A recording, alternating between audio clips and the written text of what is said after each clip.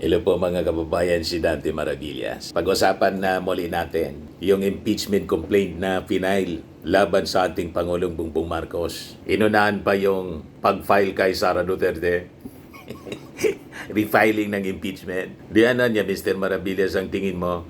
Malabo man po. Malabo makalusot sa Kongreso. Kasi tiningnan natin, hindi lang dahil mga kababayan, yung Congress, majority sa mga members ng Congress, sumusuporta sa ating Pangulong Bongbong. Kundi nakita naman po ninyo yung laman ng complaints mismo. Walang kakwenta-kwenta yung reklamo.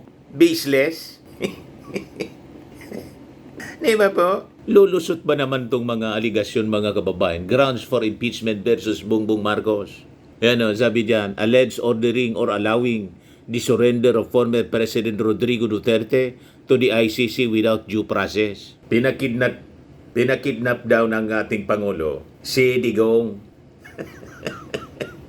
Yun ang sabi. Ito, alleged failure to veto ang program appropriations in the national budgets. Alleged graft in corruption including benefit from kickbacks linked to budget insertions in ghost projects. Alleged creation of the Independent Commission for Infrastructure to shield political allies implicated in anomalous flood control projects. Alleged drug use. Unfitness to govern. Yan ang laman po ng impeachment complaint. Malabo pa mga kababayan sa sabaw ng pusit. Na makakalusot mga kababayan yung ganyang mga aligasyon. Napakababaw. Kaya tama itong sabi po ni House Committee on Good Government Chairman and Public Accountability Chairperson Manila Congressman Joel Chua.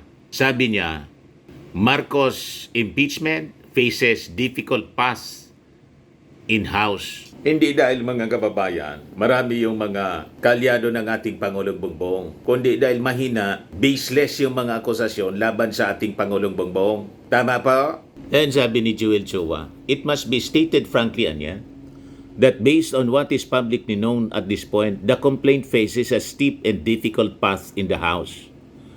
Disolon explained that the impeachment is a constitutional remedy, Anya, of last resort that requires clear, specific, and well-substantiated allegations of impeachable offenses, not conjecture, political disagreement, or generalized accusations. So far, Anya, no issue has emerged that clearly rises to the level of an impeachable offense as defined by the Constitution.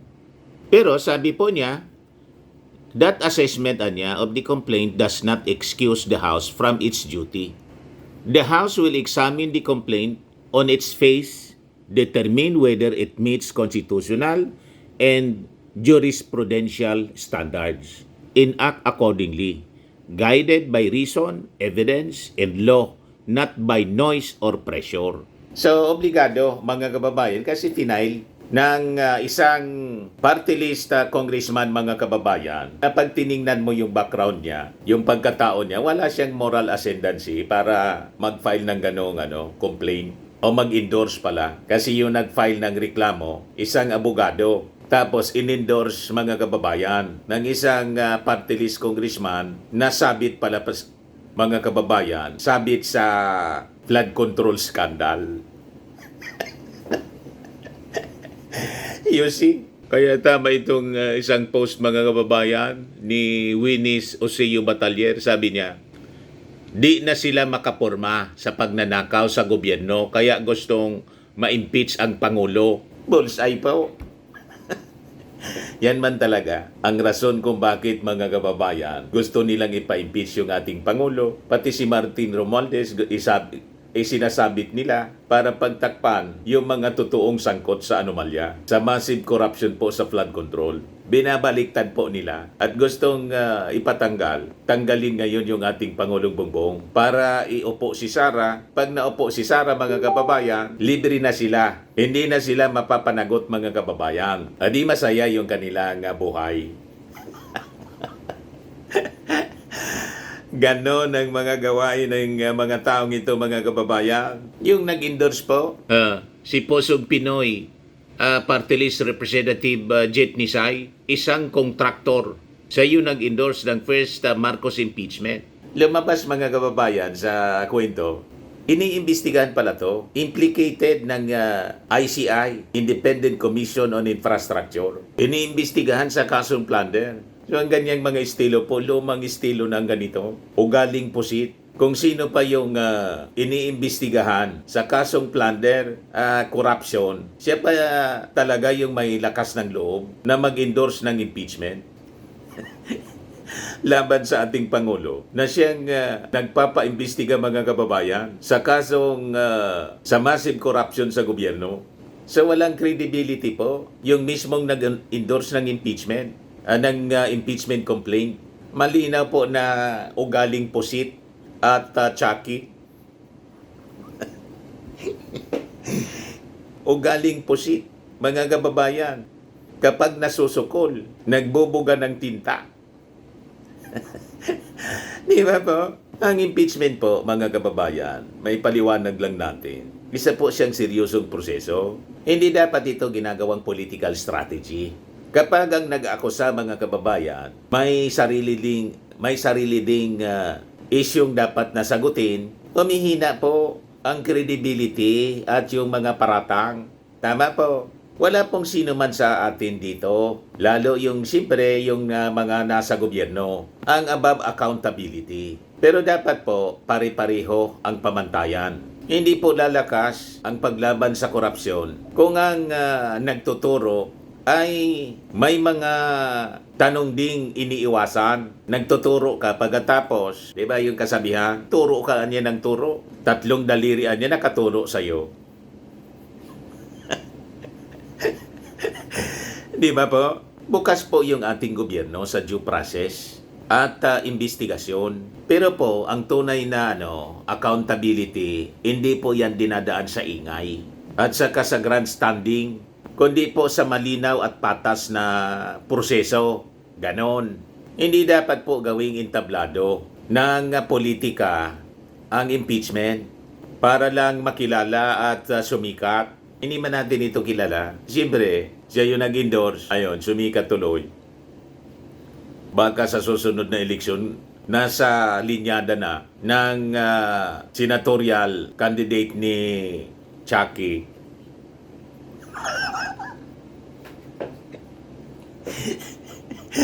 O, di ba? Mga kababayan, malamang ganun. Mas mahalaga, mga kababayan, ang malinis na kredibilidad kaysa maingay na akusasyon.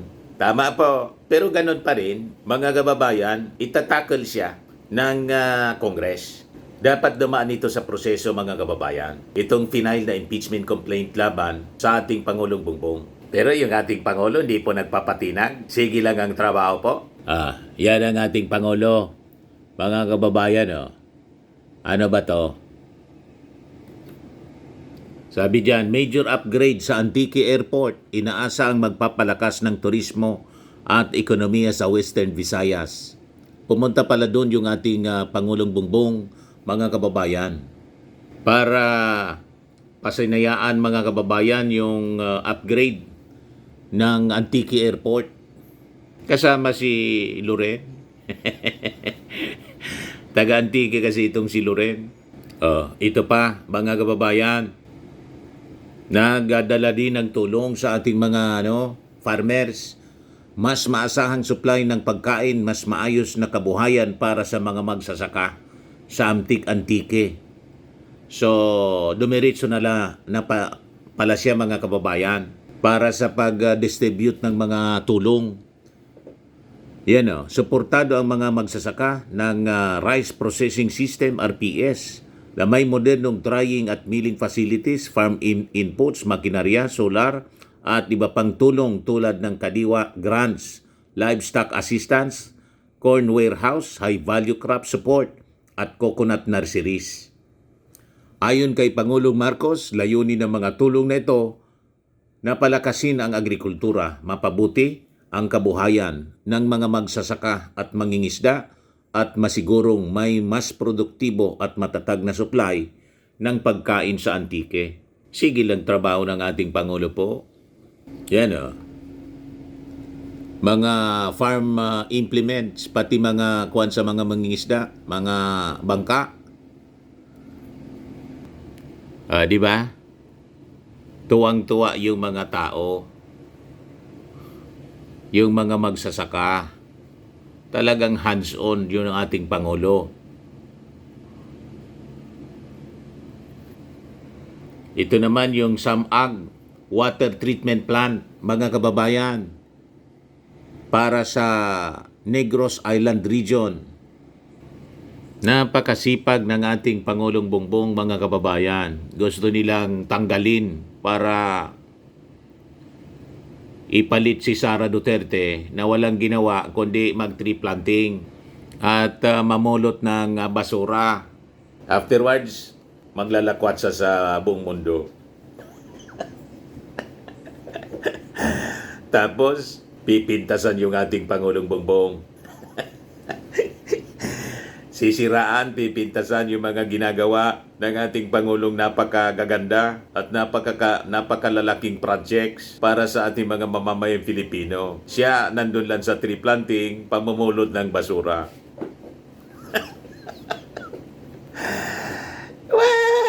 Tapos kahapon, nakakatuwa yung naging announcement ng ating Pangulo, yung nadiscover mga kababayan na Malampaya East gas field. Ayan o. Kaya tuwang-tuwa po si Attorney Wilfredo Garrido, sabi niya, Marcos Jr. strikes gas off Palawan. This will shore up our energy security against oil shocks from abroad, although not completely. Who else to give credit this to except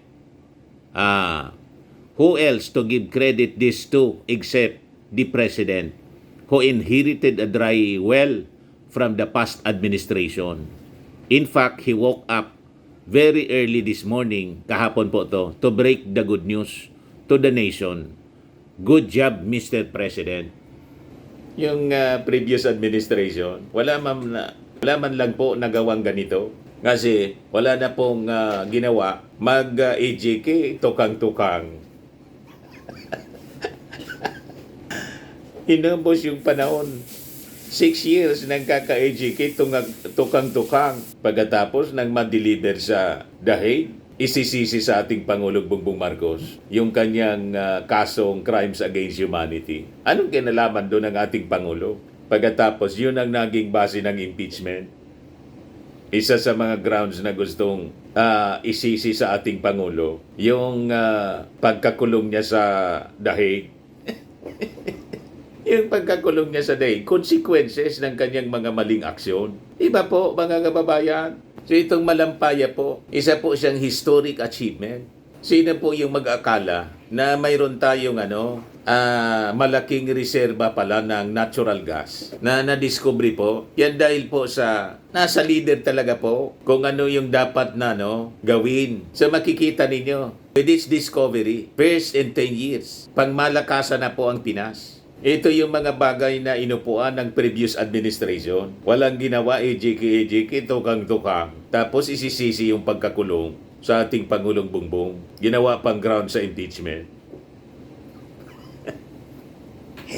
Talagang mga lokong ito, mga kababayan. So makikita ninyo, tunay ngang mayaman ang ating bansa. At ngayon, mas mayaman pa. Dahil angkin natin ang natural gas sa Malampaya. Kung hindi po ang ating Pangulo ang nakaupo, baka diretso nang nakamkam yan ng China. Buong Pilipinas gustong gawing province ni Digong. O di ba po? So anong ibig sabihin nito, mga kababayan? Magbibigay po ito, mga kababayan, ng mas matatag na supply ng kuryente para sa atin. Mas maraming supply ng lokal na gas. Mas konting brown out at mas maasahang supply ng kuryente sa araw-araw na problema natin, di ba po? Kuryente po sa milyon-milyong tahanan na sana nagbigyan po ng franchise si DDS Congressman Leandro Liviste, nakatulong na sana. Kaya lang, ghost solar pala po.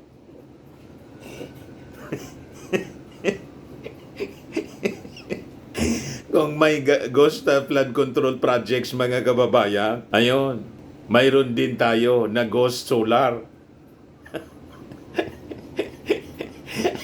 O di ba? Kaya tama lang mga kababayan na i-fine ng 24 billion pesos ng DOE itong si Libiste. So ayon po mga kababayan sa report, higit sa sapat ang bagong tuklas na to na natural gas para po mag-supply ng kuryente sa milyon-milyong kabahayan sa ating bansa. Mas counting import, mas matatag na presyo ng mga bilihin ang dulot nito mga kababayan. Dahil sariling atin po ang malampaya at ang natural gas na mula rito, mas protektado po ang ekonomiya laban sa global oil price shocks, lalo kung may mga nangyayaring kaguluhan sa Middle East. Di ba po mga kababayan? So laking tulong po ito sa ating mga kababayan. Magiging protektado yung ating economy sa global shocks, global oil price shocks na usually tinatamaan po ang presyo ng ating mga pangunahing bilihin, pati po pamasahe. Tama pa? Kaya napakaganda po ito at nakakatuwa yung naging announcement ng ating Pangulong Bongbong Marcos kahapon. Pero gustong ipa-impeach nitong mga sangkot sa flood control. Payag kayo sa ganun po, mga kababayan? Ang dapat ma-impeach, si Chucky. Hindi yung ating Pangulong Bongbong Marcos. Ayun lang po, mga kababayan, yung ating short video ngayon. Ako po si Dante Maravillas. Bye-bye po. God bless.